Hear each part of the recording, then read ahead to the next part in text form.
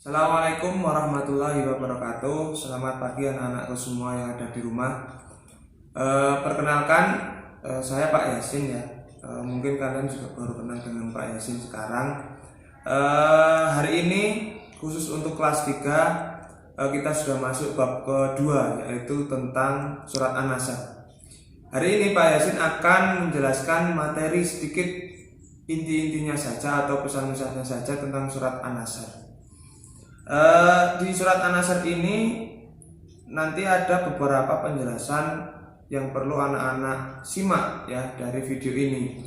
Di akhir video ini nanti ada tugas untuk anak-anakku semua yang ada di rumah. Jadi mohon perhatikan materi yang Pak Yasin jelaskan. Akan tapi sebelum kita masuk ke materi yang Pak Yasin akan jelaskan, alangkah lebih baiknya anak-anakku semuanya menyimak video membaca surat An-Nasr berikut ini. Simak ya anak-anakku semuanya.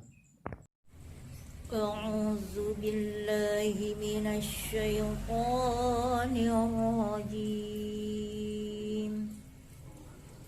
Bismillahirrahmanirrahim. Idza jaa nasrullahi wal fath wa ra'aitan nasa yadkhuluna fi dinillahi afwaja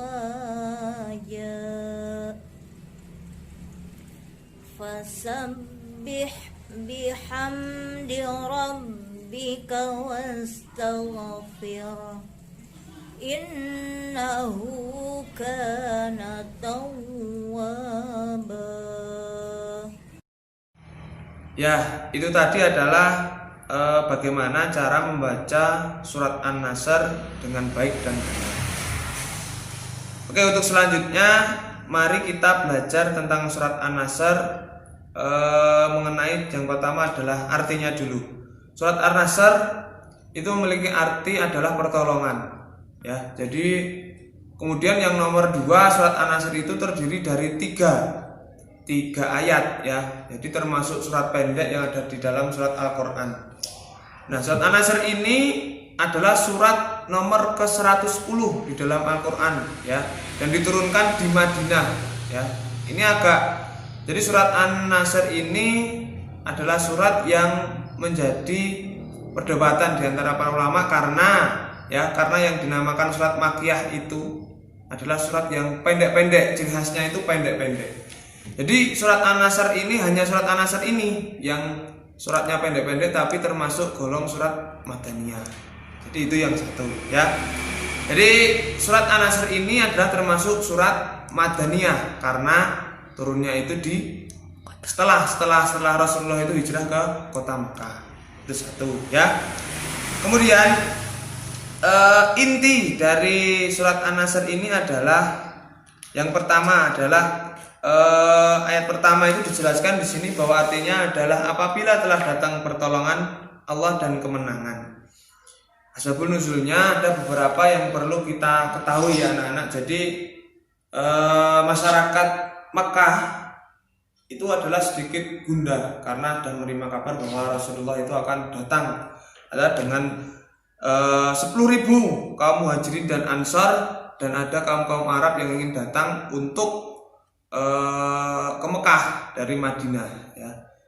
Masyarakat Mekah itu sudah ketakutan mendengar adanya Rasulullah dan kaum muhajirin ansar akan datang ke Mekah waktu itu.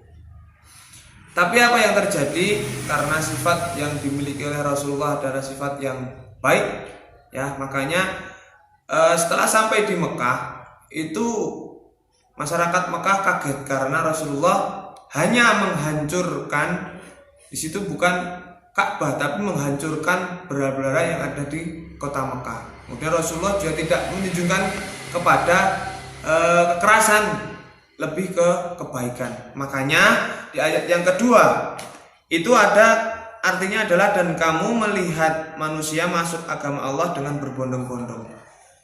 Sebelumnya di Mekah itu yang masuk Islam hanya 1, 2 dan lain sebagainya. Tapi setelah Rasulullah datang ke kota Mekah dan melihat perilaku dari Rasulullah yang baik, mencerminkan manusia yang baik, benar-benar baik, makanya orang-orang Mekah itu menilai bahwa Rasulullah benar-benar adalah seorang nabi. Dan banyak sekali manusia yang ada di Mekah itu masuk ke agama Islam karena melihat dari kebaikan Rasulullah yang ada di tubuh Rasulullah Shallallahu Alaihi Wasallam.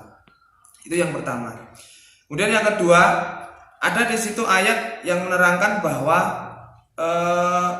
di ayat yang kedua, ayat yang pertama adalah idza jaa nasrullahi wal fath. Nah, banyak ulama yang mengatakan bahwa fath itu artinya adalah terbuka. Jadi dijelaskan di situ fath adalah terbuka. Jadi intinya adalah Allah Subhanahu wa taala membuka hatinya orang-orang Mekah yang tadinya adalah banyakkan kaum musyrik yang menyembah berhala. Setelah turunnya ayat ini menjadi tanda bahwa hati orang-orang Mekah itu terbuka. Akhirnya untuk masuk ke agama Islam. Ya. Jadi seperti itu ya anak-anak ya dan lain sebagainya. Hanya sedikit saja yang bisa Pak Yasin jelaskan dari situ. Nah, mohon untuk anak-anak ini ya, tugasnya adalah sedikit saja. Tugasnya adalah kalian meringkas sebisa kalian, tidak usah terlalu banyak.